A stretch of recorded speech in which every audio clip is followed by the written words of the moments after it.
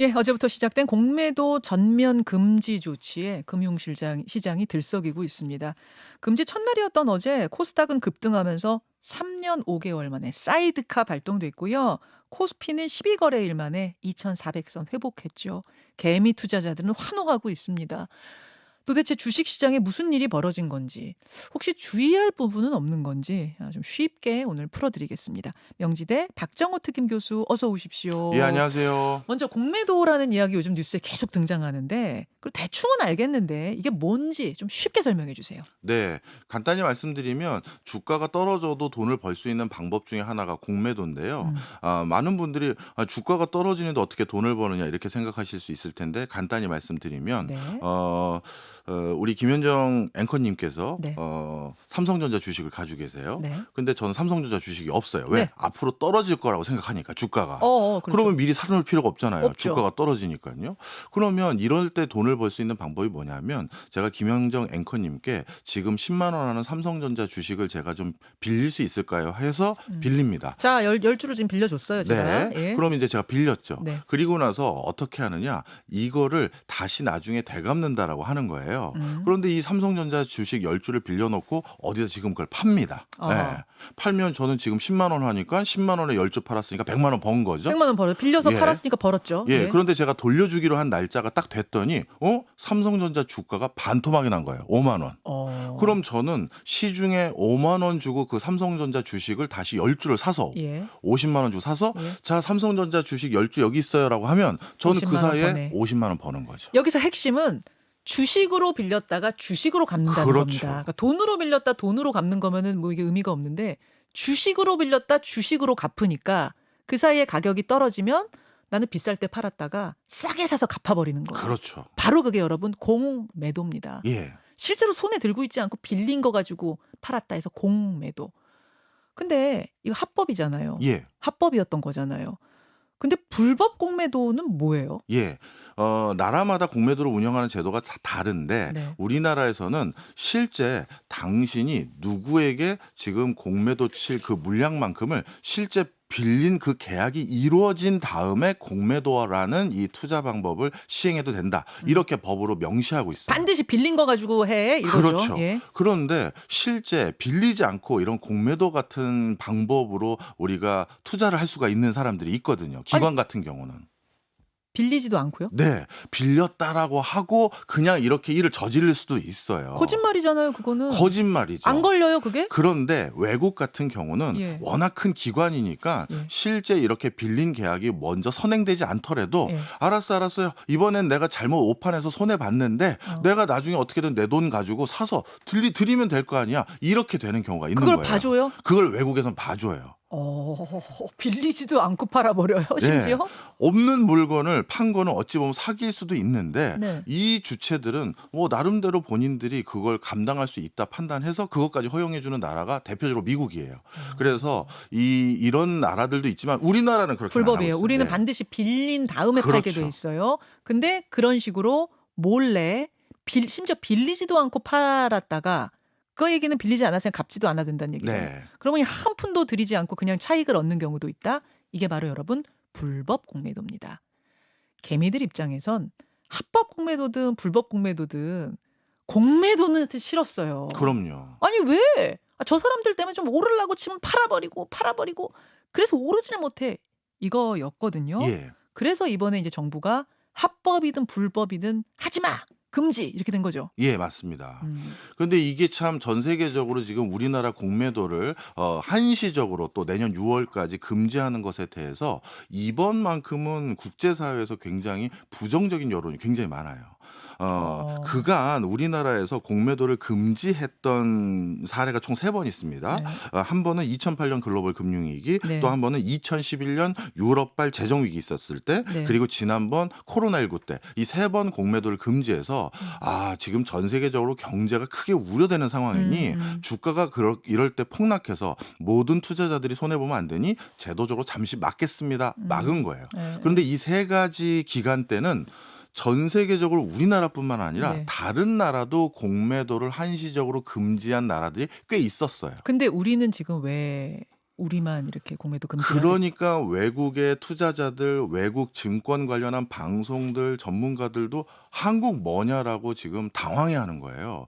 지금이 글로벌 금융위기라든가 유럽발 재정위기라든가 예. 아니면 예. 한국 사회만 IMF 외환위기 같은 독특한 무슨 대란이나 환란이 일어난 것도 아닌데 왜 공매도를 한시적으로 금지하냐라고 하면서 대표적으로 투자 전문하는 그 방송인 블룸버그 같은 경우는 네. 굉장히 논평을 세게 했는데요. 뭐라 그랬어요? "이런 황당무계한 일이 있다니."라고 하면서 그다음 멘트는 예. 이거는 굉장히 폴리티컬 정치적인 어떤 뭐라 그럴까요?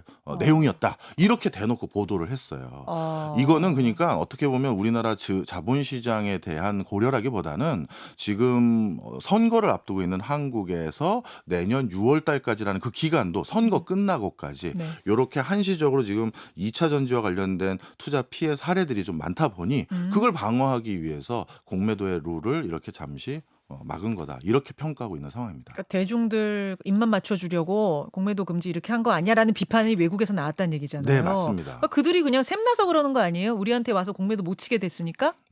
이렇게 보시면 좋을 것 같아요. 우리 어제 증시 정말 폭등했잖아요. 어제 난리 났습니다. 예, 저도 개인 투자 한 20년 했지만 이렇게 폭등한 건 진짜 간만에 처음 봅니다. 하루 만에 그렇게 폭등한 게 사상 최고였다면서요. 예, 저도 어제가. 진짜 뭐 기록을 다 확인한 건 아니지만 진짜 사상 최고가 맞을 거예요. 네. 그런데 실제 뚜껑을 열어서 자세히 들여다보면 이게 반드시 웃을 일은 아닙니다. 그래요. 저도 2차 전지 관련 주식 많이 투자했던 사람으로서 어떤 주식은 정말 이렇게 오늘 이게 내 주식표가 맞나 할 정도로 폭등한 게 많은데 상한가 다쳤죠. 막. 네, 맞아요.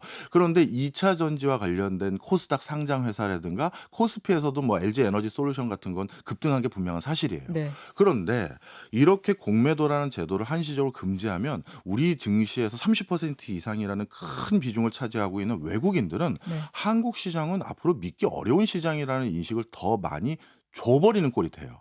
그래서 실제 어제 어떻게 됐냐면 예. 삼성전자를 비롯해서 우리나라의 대장주들에 해당되는 예. 즉 외국인들의 투자 비중이 더 높은 예. 그런 주식은 약보합이나 오히려 떨어졌어요, 주가가. 어제 삼성전자가 한 1점 몇 % 오른 것 같더라고요. 맞아요. 자, 그렇다면 이건 무슨 얘기냐면 외국인이라는 우리나라에 투자하고 있는 큰 손들 입장에서는 한국 증시라는 건 어떻게 보면 말을 일관되게 하지 않기 때문에 믿을 수 없는 시장, 불확실성이 높은 시장이라는 시그널도 준 게 분명히 어제 수치에서도 확인이 된 거예요. 잠깐 정리를 해보자면, 야, 그 금요일 날까 전주 금요일까지도 아무 얘기 없다가 그렇죠. 일요일 날, 자, 다음 주 월요일부터 공매도 금지입니다. 이렇게 하는 나라를 우리가 어떻게 신뢰하고 계속 투자해?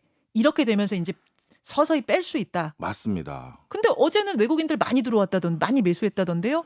어제 그래서 매수는 많이 했지만 이런 기조가 일시적인 현상일 수 있다라는 거예요. 그리고 일부 대장주에 해당되는 삼성전자 이런 데는 외국인 주식이 더 비중이 빠진 것도 있거든요. 그래서 장기적으로 이런 평가들이 외국인 투자자들 또는 투자은행에 어떻게 보면 책임 있는 자리에 있는 분들이 했는데 한국은 그래서 역시 계속 이머징 마켓에 있을 수밖에 없다. 이런 표현도 많이 했어요. 우리가 뭐 우리가 선진지수 편입이라는 것들을 앞으로 추진하고 있지 않습니까? 네네. 이것도 뭐 꼭 공매도 제도만 가지고 선진지수에 편입할 수 있다 없다 이렇게 얘기할 수는 없지만 그래도 중요한 요소 중에 하나이긴 그렇죠, 하거든요. 그렇죠. 그런데 이 선진지수 부분에 들어가느냐 안 들어가느냐도 공매도와 같이 맞물려서 이게 네. 우리 증시에 왜 중요하냐 하면 예. 예전에는 이머징 마켓에서 우리 한국 증시는 가장 투자 비중이 높은 국가로 분류됐어요. 예. 그 어떻게 보면 개발도상국 국가 중에선 한국 증시가 최고야 이런 평가를 받았던 거죠. 네, 네. 그런데 2000년 이후부터 이머징 마켓에 투자했던 비중에서 우리나라가 계속해서 급락하고 있어요. 그건 왜 그렇습니까? 2000년 이후 중국이 급부상했잖아요. 아, 그러니까 이머징 마켓에선 중국이라는 큰 시장이 있는데 왜 한국 시장에 투자해서 외국인들이 중국 시장으로 투자를 옮겼고 앞으로는 인도나 베트남 등이 또 그 자리를 차지할 것 같아요. 그래서 우리나라가 지금 이런 선진국 지수에서 투자 비중이 한 네. 13% 정도 될 것이다라고 추정이 되고 있어요. 예. 그런데 앞으로 인도나 베트남까지 이제 대두되고 나면 이 투자 비중이 더 빠질 거거든요. 외국인 투자 비중. 그래서 빨리 선진국으로 들어가서 그러면 거기에서 다시 초반에는 좀 빠질지 모르겠지만 견고한 투자 흐름이 유지될 수 있는 요소가 있기 때문에 그렇게 변화시키려고 하는 그러니까 마당에 이머징 마켓이 아닌 선진국 마켓 그 카테고리로 빨리 들어가야 된다. 그렇죠. 그렇게 하려고 하는 마당에 이렇게 외국 투자자들에게도 뭐 부정적인 부분을 준 것은 뭐 분명 장기적으로 우려될 부분이에요. 아, 단기는 모르겠지만 장기적으로 지금 이 그럼요. 전망을 우려를 먼저 말씀해 주셨어요. 근데 어제 단기는 일단 치솟았어요. 예. 근데 개미 투자자들 입장에서는 나 빨리 단기에 수익 보고 아유 뭐 장기는 일단 모르겠고 이렇게 생각할 수가 있어서 단기적인 거 먼저 좀 얘기를 네. 해보겠습니다. 어제 어디가 그렇게 불기둥을 뿜었는가 봤더니 2차 전지 종목들은 다 불기둥이었어요. 맞습니다. 왜 이런 겁니까? 일단 어제 2차 전지 관련한 종목들이 불기둥이 됐던 이유는 그동안 2차 전지 관련한 종목들이 공매도가 많이 잡혀 있었어요. 아, 공매도 세력들이 거기를 많이 그렇죠. 공격했었어요. 그래서 앞으로 그동안 너무 급등했기 때문에 예. 많이 떨어질 여지도 많다라고 해서 공매도 세력들이 거기 많이 들어가 있었고 그냥 떨어지는 것에 베팅하는 거니까. 그렇습니다. 네. 그리고 실제 그런 것들이 효과가 발휘돼서 떨어졌어요. 떨어졌죠. 최근에 엄청 떨어졌어요. 그럼요. 그러다 보니까 진짜 뭐 많은 사람들이 곡소리가 나왔죠. 맞아요. 그런데 그걸 이제 공매도를 못하게 하니 예. 이제 떨어지는 것을 통해서 이득을 얻을 수 있는 세력들이 떨어지는 거에 베팅을 못하니 예. 이제 나머지는 이제 다시 올라간 겁니다. 아, 오르겠구나 해서 이제 기대감으로 들어간 사람들이 있을 것이고 또 하나는 이것도 있지 않아요? 좀 어려운 용어로 숏 커버링이라고 하는데 네, 일단 공매도를 하려고 들어갔던 사람들이 이제 갚아야 되잖아요. 그렇죠. 근데 계속 이제 오를 것 같으니까 하루라도 빨리 빨리 사갖고 사야 갚아야 되는 되니까 거죠. 예, 왕창 공매도 세력도 어제 산 거 아니에요? 맞습니다. 그렇죠. 그래서 저를 비롯해서 적지 않은 분들이 이번 2차 전지 관련한 주식들이 공매도 금지를 통해서 어제 급등하고 네. 오늘도 좀 반등할 수는 있지만 음. 그런데 이 반등세가 계속될 거라고 보지는 않아요. 아. 예.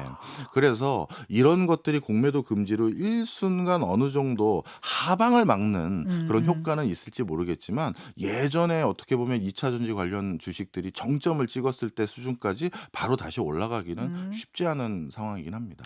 코로나 때는 근데 코로나 때 공매도 금지 기간이 꽤 길었잖아요. 그때는 진짜 계속 올랐거든요. 네. 그때하고 지금하고는 유동성에서 좀 차이가 있다고 봐야 될까요? 네, 정확한 지적이십니다. 공매도라는 걸 막았을 때 기대하는 바는요. 역사상 아까 3번의 공매도 금지했던 기간도 마찬가지지만 더 떨어지는 걸 막는 데는 나름대로 효과성이 있는 게 확인이 됐어요. 예. 근데 종합주가지수를 부양하는 데는 공매도를 금지한 걸로만은 효과가 없음이 다 확인이 됐어요.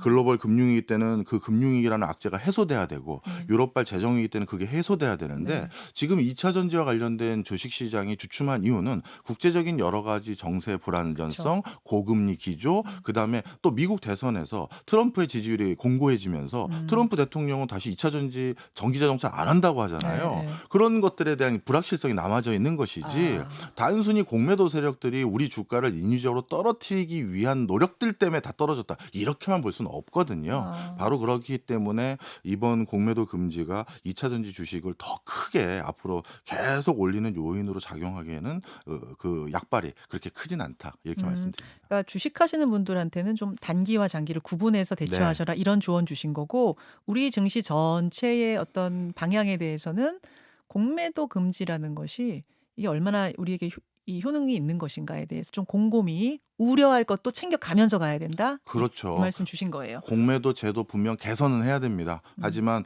지금 이렇게 말 바꾸는 것이 정부의 정책 기조를 신뢰감을 떨어뜨려서 우리에게 악재입니다. 불법 공매도는 나쁜 거 맞아요. 그럼요. 이건 반드시 막아야 되는 그럼요. 거고요. 여기까지. 고맙습니다. 감사합니다.